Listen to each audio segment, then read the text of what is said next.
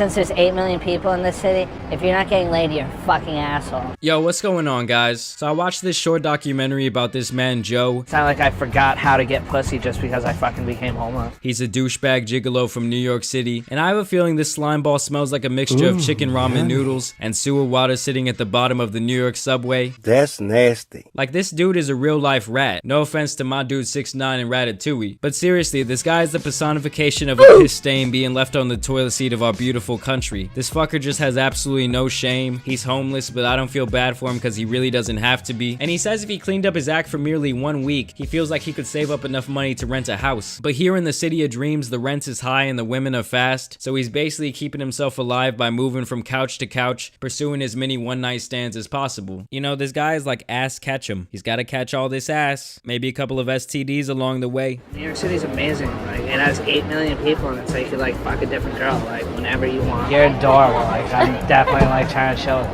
you. You know, this story should really give some of you men out there hope. If a disgusting sweaty pig like this man can get laid multiple times a week, you have absolutely no excuses, little Timmy. Get out there and run that fucking playbook. This really just shows me that it's all about a man's confidence, because he's not out here whining and dining these chicks, buying them outfits at the mall. He's really just taking them home and laying the hammer like that boy Thor, coming through with his "I can fix that" looking ass. And I know some of you men out there watching this are just straight simping, buying your girl outfits at the mall, paying for her nails, all the while she's fucking the drug dealer. I mean, I know you said you wanted a trap queen, so I guess you kind of got what you want. And he explains the better he smashes these chicks, the longer they're gonna let him stay at their house. Can someone please get this man an STD test? What usually like dictates how long like a girl will let you bunk up in her place? It's pretty much all depends on how good of the pipe I lay.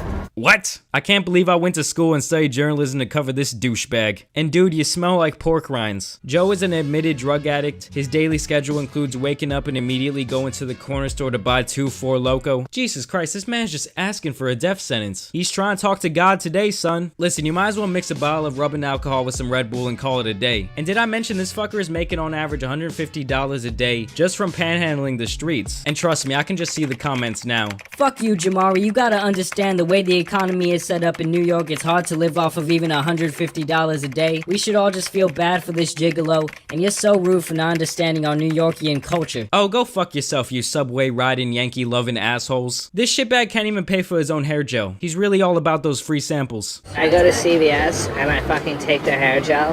You know, they have the mirrors near the makeup section. And I fucking fix my hair. I grab a Red Bull and I walk out. On my mama, I've never seen a more confident bum. Like, is this what happens to the frat boys who drop out in their 7th year of college? Seriously, the only difference between this guy and your average frat idiot is that daddy cut the trust fund. And after he's done at the CVS, he goes to a liquor store to buy the cheapest liquor possible and downs it with a mixture of Gatorade. I gotta say, all things considered, I thought this guy wasn't looking too rough. I mean, that's what you would think, right? But the dude is actually only 26 years old. To me, he looks around 35. But those street days ain't the same as regular days, man. This shit will age you like a grape left out in the Texas heat. But that's okay, buddy. Some people enjoy grapes, some people enjoy raisins. Just please pick yourself up off the street and clean up your act, man. This shit is getting sad. I don't even like to consider myself a bum. What do you consider yourself?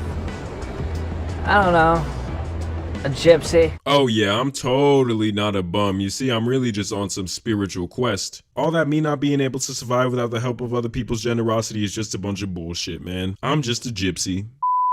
And the only reason this guy got kicked out of his mom's house in the first place was because he wasn't pitching in and he did nothing but do drugs at his mom's crib. I'm not shocked at all this guy hasn't sought employment. To be honest, it's really like fuck this guy. He's pretty much taking money away from other homeless people who actually have mental conditions which impair them to the point where they have to live out on the street. He don't give a shit about those veterans. It's pretty much every man for himself out here. Like when asked about this topic, he shows absolutely no remorse for his fellow beggars. He does some God's plan shit for the camera, but I'm really not buying the act. God bless you. That was me donating money to somebody to go get a hot dog. This fucker is obviously a very manipulative person. This guy is like playing the middleman. It's like they could have got that money from someone else if you didn't scoop it all up, you fucktard. The reason why people give me the amount of money they do is because they realize that they're just that fucking close to becoming homeless, you know what I'm saying? And you know, this guy claims to like the freedom in his whole situation, but I know he's gotta be depressed. No one is boozing it up from sun up to sundown without feeling a little fucked up inside. New York is pretty much like the capital of hobos videos, and I'm sure there's many more people finessing the streets like this man right here. But to me, this shit is just flat out wrong. This fucking bum just really needs to get off his ass and get a job. Maybe move somewhere where you don't have to donate an organ every month to pay your rent. Like, honestly, this isn't even in existence to me. He's really just laying there doing nothing, slowly withering away into oblivion. But what do you guys think about this story? Do you feel bad for this guy? Do you think that he's living the ultimate dream life and that this is just awesome? This is your ultimate bachelor fantasy? Let me know down below. Oh, and women, do you think this guy's a scumbag? I mean, this guy's really just living off charity and whores like Jesus was back in the day. I don't know how much I could really judge him.